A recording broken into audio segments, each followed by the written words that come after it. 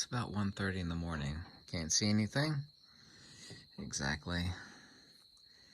We have a little candle on a stand over here. I'm sitting in the cabin in the deep, deep, deep woods, actually. I have my trusty DeWalt light down here. I'm sitting on the porch swing, and up there, as you can see, we have the moon shining down on us. And here we have our trusty DeWalt light, a 6 amp hour battery. Get 2 power settings. Of course, the moths love it. Second power, off. I love this light, by the way. It's like $100 on Amazon. It's absolutely incredible. It's this light with a swiveling head. I forget the model designation. Pardon me on that. So we have 3 different lights here. This one is a 6 amp hour lithium. This is collects rainwater from the roof. If I actually shine this light over here, I don't know if you'll be able to see it or not, but you should be able to. Here we go. You can see the burning of the beeswax candle. There's my Toyota Tacoma out there. Sitting on the porch swing. There's absolutely no movement of air really out here. It's actually engaging in theurgy for about an hour and a half on this swing, believe it or not. It's not time that matters. It's proximity that matters. Say you did theurgy for 3 hours, but if it wasn't productive, who cares? It doesn't matter if it's 3 hours or 30 hours. So we have 3 different lights. We have this candle light. It feeds off of the beeswax. We have this DeWalt light, which feeds off of this 6 amp hour lithium battery, or any amp hour lithium battery. Let's turn that off. And then we have reflected sunlight over there. Due to the dielectric permittivity of the basalt rock that's on the moon, we get this ashen, gray, white, I guess you could call it ivory, moonlight that comes through. It's reflected from the sun. Here's something important.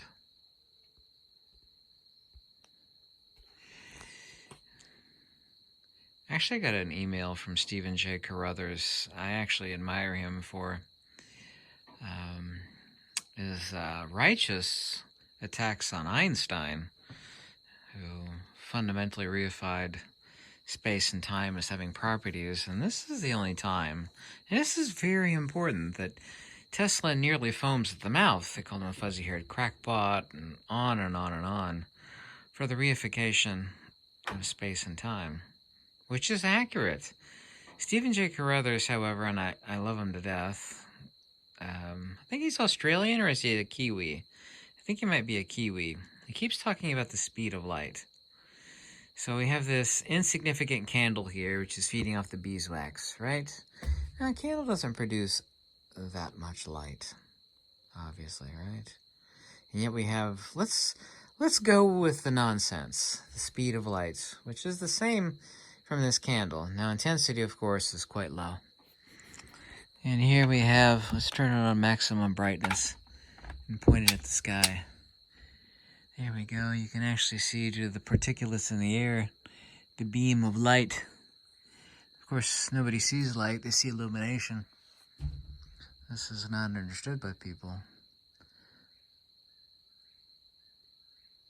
Hear that? Exactly. Basically nothing. Then we have reflected sunlight way up here from the moon. Yeah, all of these have the same speed, right? All of humanity on this earth. Let me turn this lithium battery off. Here we go. All of the people on this earth have the false assumption that light is an emission. Light is not an emission. As Nikola Tesla accurately said, light is a sound wave in the ether. Sound is not an emission. Nothing emits sound. Okay? When everybody on this earth hears speed, they think of something moving, like a car, right? Or like this truck of mine, this Tacoma, from point A to point B. Speed, something's moving. Nothing is moving. Sure, it's moving. We know the speed of light. We give it a designation of c. Well, this is accurate. But light is not an emission. There's no such thing as a wave. Wave is not what something is, rather what something does. Walter Russell said this. Anybody superficially that would read Walter Russell will say, oh, this guy is crazy. This is a discussion on light. Nikola Tesla is right. Light is a sound wave in the ether. Sound is not an emission, it's a disturbance in the medium, oxygen and nitrogen, i.e. air. It's ridiculous to assume that this insignificant candle feeding off of beeswax has the exact same speed as this powerful lithium-ion battery here, or the reflected light from this fusion reactor that we call the sun. They're all assumed to what you've been told by all these academicians are an emission, and they all have the exact same speed. Doesn't matter if it's the sun, or it's this candle, or it's this extremely powerful lithium-ion DeWalt. And all of that is 100% inaccurate. Light is not an emission. It's a perturbation of a different medium, in this case not the air, as in the case of sound. You know, of all the things that people quote from Nikola Tesla, all of the things, the one thing that they don't quote is that one from Tesla, which is so important. Did you know that all of quantum, this is not my opinion, this is a fact, okay, is based upon, by their own mouth, not my mouth, their mouth, is based upon their understanding of the nature of light. They think light is an emission, false. Light is a wave, false. Light has a speed, false. Speed of light, c. Wave, there's no such thing as a wave. Wave particle, well, we can understand light in the premise of a wave, so we're going to have to also, too, make it particle. It's a duality. Wave particle. Completely impossible. There are no dualities in nature. Mother Nature doesn't deal in dualities. A duality implies an inherent contradiction. It's a duality. There are no dualities in Mother Nature. Natura naturans. No, no, no, no, no. Light is not a wave, a particle, a wave-particle duality. It does not have a speed. It's the rate of induction or the hysteresis of the medium. The rate of induction or hysteresis of sound is the maximum rate of the disturbance of the perturbation given frequency, whether it be high or low, of the disturbance of the medium of oxygen and nitrogen, i.e. the air. It changes with density. Yes, speed of sound changes when the air is cold. It's more dense. Well, the rate of induction of this medium, exactly like the air, but of course a different medium, the ether, changes when light passes through glass. Now, once again, we have an issue. Passes through glass. We have this suffering delusion that light is moving and is passing through glass. No, it's the medium itself. The rate of induction changes because the dielectric permittivity and the magnetic permeability of the medium changes, right? Exactly. Explaining refraction becomes incredibly easy. Explaining light becomes incredibly easy because light is not moving. Neither is sound moving. I don't emit sound when I'm talking. I'm creating a disturbance in the medium. This is what Nikola Tesla meant by saying light is nothing other than a sound wave in the ether. Well, a wave of what? A wave of a medium. Whoa. What's the medium of sound? Oxygen and nitrogen, i.e. the air. What's the medium of light? It's the ether. There has been, and this is such an important point, and if you don't listen, you're a fool. There has been, throughout the entirety of human history, only ever been postulated two things: the foundation of reality. One has been atomistic, bumping particles. Reification of space and time. Well, time is a measure. Space has no properties. Space is the after effect of a divergent magnetic field. Yeah, no different than a shadow. Space is absolutely no different than a shadow.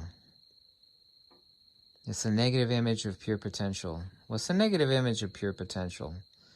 Absolute impotency. Impotency of what? Impotency of pure potential to the ether.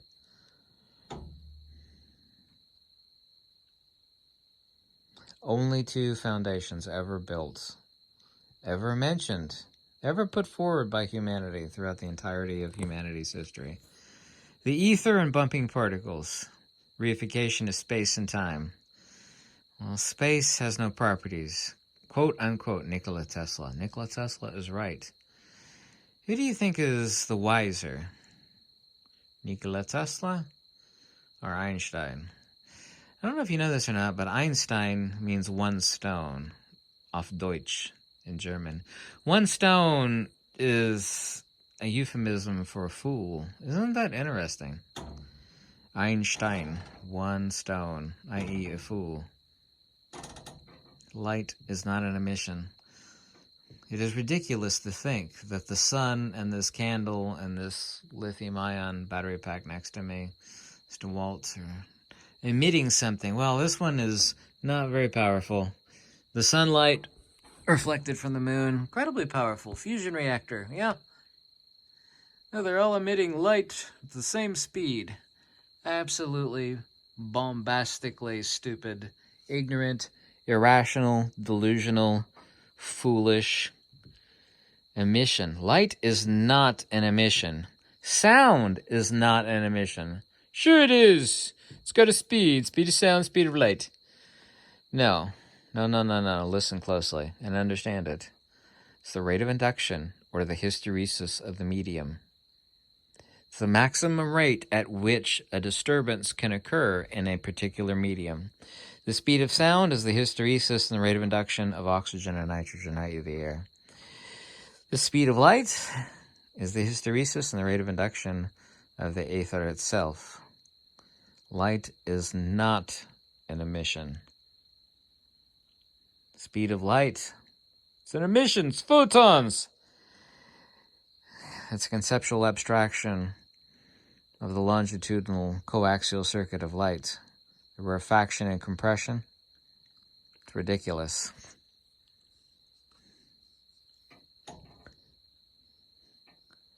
Lux e veritas.